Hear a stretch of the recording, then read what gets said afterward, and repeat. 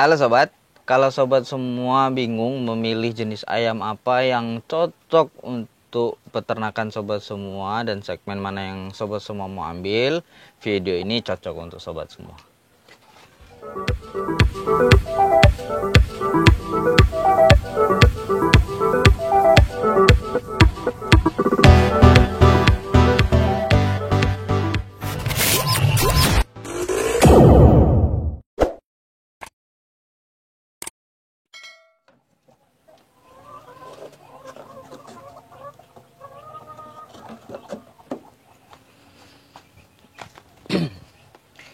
Halo sobat, assalamualaikum warahmatullahi wabarakatuh. Bagi sobat semua yang sudah klik video ini, semoga dalam keadaan sehat, usahanya tambah lancar, tambah sukses, dan tambah barokah. Bagi sobat semua yang sudah subscribe dan mendukung saya sampai hari ini, saya ucapkan terima kasih.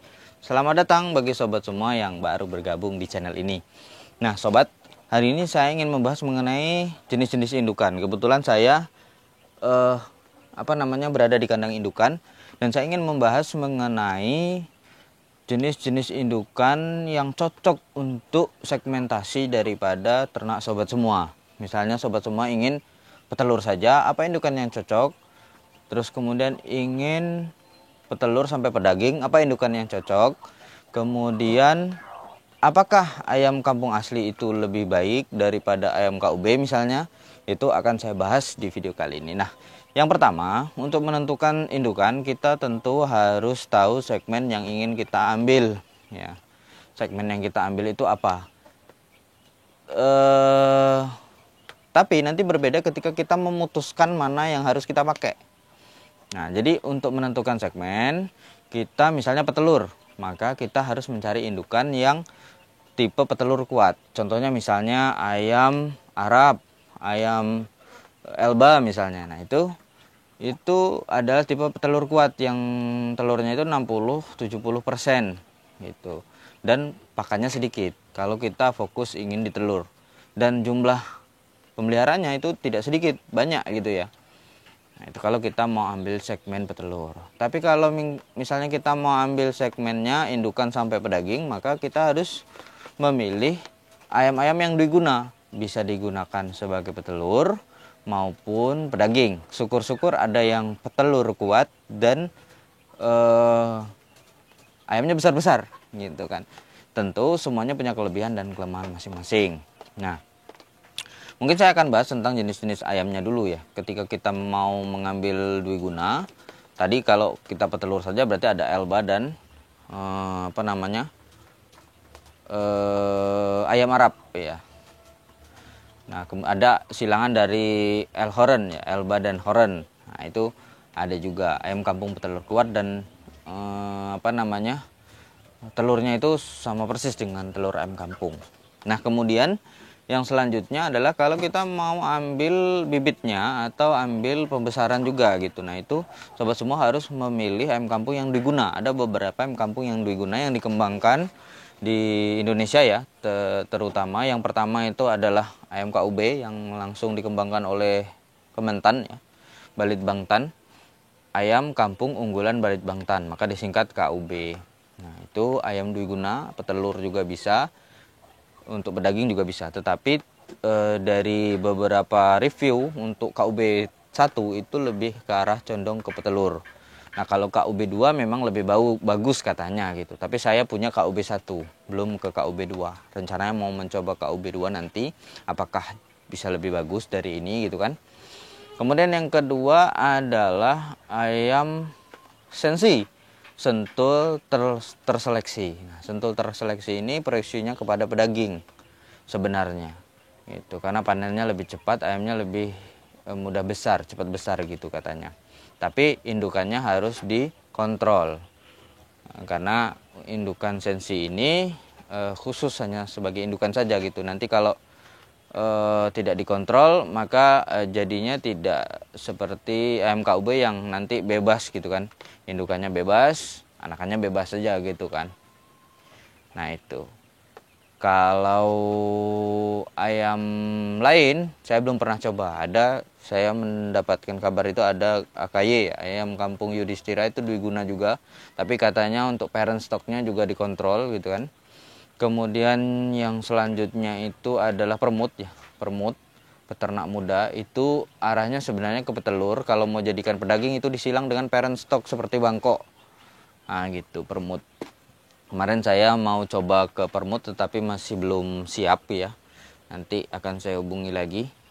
Nah, jadi untuk memilih mana ayam yang pas itu bukan dari segmen saja yang perlu kita perhatikan. Segmen itu setelah kita tahu pasar daripada nanti produksi ternak kita.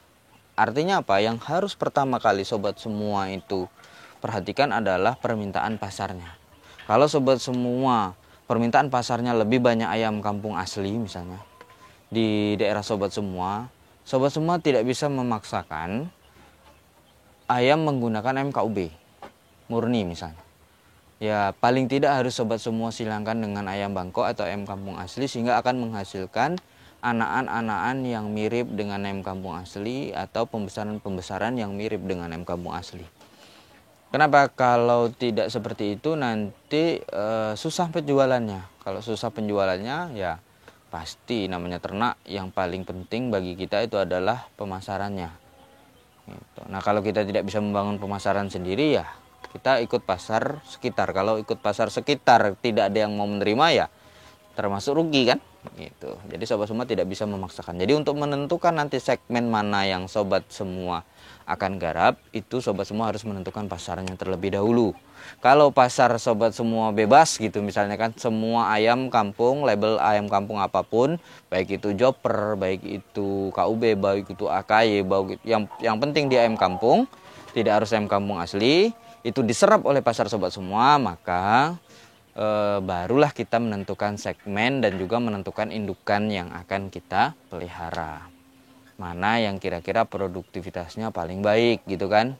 Nah tentunya kalau yang sudah sering ya dan enak pemeliharanya itu adalah KUB 1 atau KUB 2. Nah nanti ada ayam-ayam baru seperti AKY yang harus dikontrol tadi ya. Indukannya memang harus dikontrol. Yang sekarang baru itu adalah permut ya, permut 2 itu memang tidak jual indukan. Kemarin saya tanya itu jualnya DOC. Nah, jualnya DOC. Nanti tetap kita silangkan dengan ayam Bangkok atau ayam kampung asli. Kalau tidak akan jadi parent stock lagi, dan arahnya nanti ke permut galur murni jadinya kan begitu kan, permut lagi gitu. Nah saya tidak tahu ya kalau permut disilang dengan sesama permut itu nanti hasil akhir daripada anakannya seperti apa saya belum tahu. Jadi kalau sobat semua yang sudah mencoba silakan saja komentar gitu kan, bagus atau tidaknya gitu kan. Kalau ayam semuanya bagus ya, maksudnya itu sesuai atau tidaknya dengan segmen pembesaran misalnya kan begitu. Jadi kalau bagus tetap bagus, semua ayam itu yang dikembangkan oleh teman-teman peternak itu pasti bagus gitu kan. Nah, jadi begitu. Jadi yang selanjutnya adalah selain daripada segmen itu adalah kebutuhan pakan dengan hasil. Jadi misalnya kebutuhan pakannya besar tapi hasilnya cuma di bawah 50%, tentu nanti akan kosnya tinggi. Kosnya tinggi kalau tidak dijual dengan harga tinggi, sobat semua pasti akan rugi. Nah, kalau ayam kampung asli itu memang kos pakan dan juga kos produksinya tinggi, tetapi harga jual daripada ayam tersebut tinggi, apalagi yang jantan. Jantan usia 4 bulan itu bisa sampai harganya 70.000, usia 5 bulan bisa sampai 85 gitu kan. Bahkan kalau yang 1 tahun itu bisa sampai 175 jantan ya. Kalau betina masih standar-standar saja. Usia 4 bulan itu sekitar 40 harganya. Nah, itu usia 4 bulan.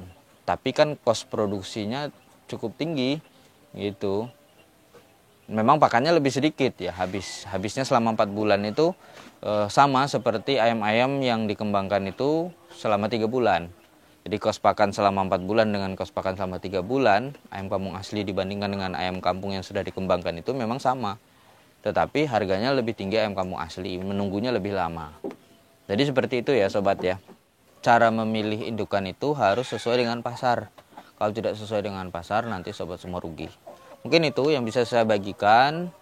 Kita belajar bersama. Semoga bermanfaat. Wassalamualaikum warahmatullahi wabarakatuh.